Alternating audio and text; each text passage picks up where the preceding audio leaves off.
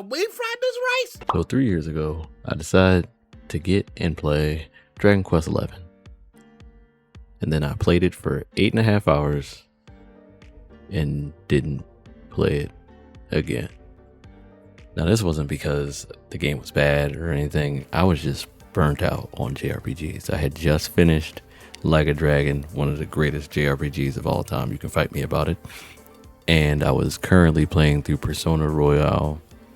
And if you don't know, Persona 5 Royale is like 100 hours. Probably like 200 if you want to do everything and be a sicko like me.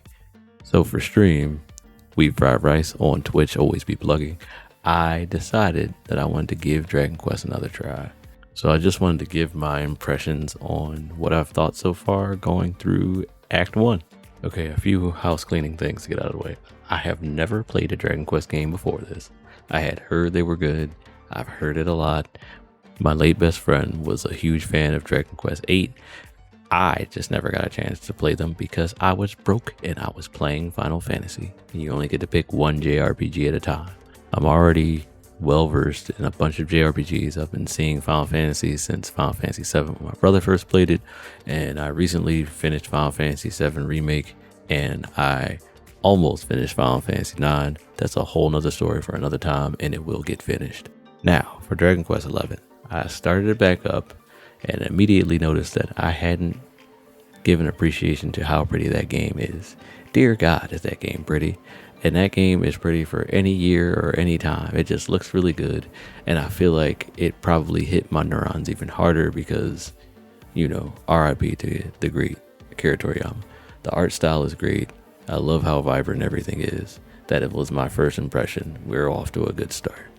When I first started it, I decided that I was going to pick the option that if I'm ever over leveled in an area, that I wouldn't get any more experience. That way I wouldn't be stuck in too many places for too long and I can enjoy the combat without being the most OP character that you could possibly find like I do in some of my other RPGs, and I wanted to just have fun here. Last time when I played it, I decided to go with the Japanese voice cast because, you know, it's in my name. I'm a weeb, okay? Like, I'm a weeb. So I wanted to use the Japanese voices. But this time, I decided to use the English voices. And it wasn't bad. The English dub is pretty good. I wasn't expecting it to be as European sounding as it does. But yeah, I like it. There's a lot of different accents in the game. And I really, really appreciate that because it gives variety to each town. Another one of the big things that caught me early on was the soundtrack. The battle theme, man. I could listen to that for like 6 hours straight and would not be bothered. Same thing with the overworld music, because the overworld music does not change the entire game. And you would think you'd get tired of that, but I have not gotten tired of it, and I'm about 24 hours into that game. Okay, so the beginning, you know, it kind of fits the classic JRPG beginning. You start in a small town, you've got a whole family, you already know all these people, you know, you're probably not your real family, but they're your found family because they found you as an orphan. And I say this because you actually are just an orphan in the beginning of this game, and they explain why in a little bit. I also won't be really talking about much story in this because I don't want to spoil it for anybody. I feel like anybody that likes JRPG should probably play this. That's probably giving away my thoughts already, but as far as I've gotten so far, I feel like it's a big recommend. But yeah, the RPG elements here are just small story that turns into a much bigger overarching story over time. It is the most cookie cutter JRPG story you could find, but in a very good way because it's told in a good way. You can keep simple story beats as long as you deliver them well, and this game delivers them very well. It doesn't make you wait too long to get things really started. You're about 8 hours in before the real story starts, but even all of the prologue stuff that pretty much is very good and good setting for what's to come later on in the game. As for like the actual JRPG stuff, the battles are fun. You don't have to take too much time with them. You can speed them up, and you can have the rest of your party outside of the protagonist controlled by an AI. They are smart, but I would not recommend them to be used during a boss battle. I will say this again, do not use the AI for a boss battle. And as I said before, the battle track is just, it slaps, it hits, it's hot, It's hip. It's happening. It's whatever the kids are saying right now. It's the 6 and the 7. I think that's what they're saying. I have no idea. But any of that, it's good. Leveling definitely feels meaningful in the game because if you're 1 to 2 levels below your enemy, you are going to get your shit wrecked. And it's not going to be fun, but you'll know that you have to get your shit together before you can get to the next part of the story.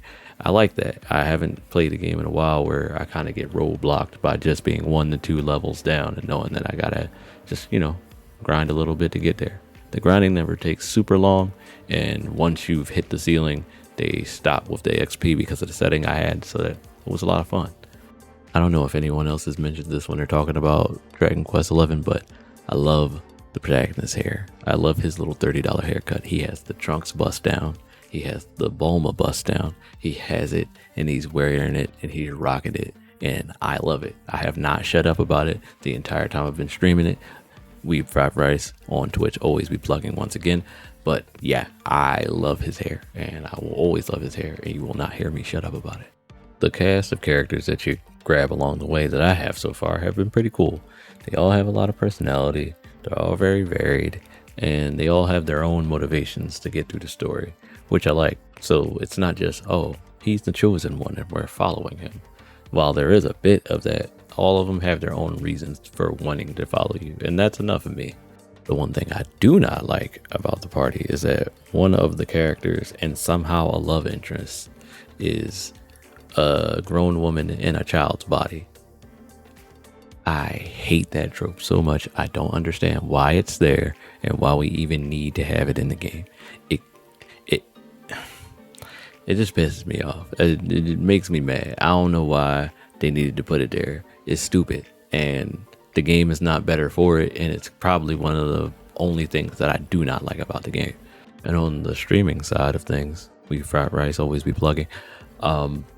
My chat really likes being able to follow along with a story that's not super complicated and not overly simple. It's like us reading a book together. So it's a lot of fun. And if you're an RPG streamer, you should probably give it a try if you haven't already.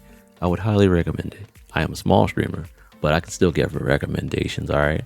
I'm still doing it and I still have subscribers and stuff. So yeah.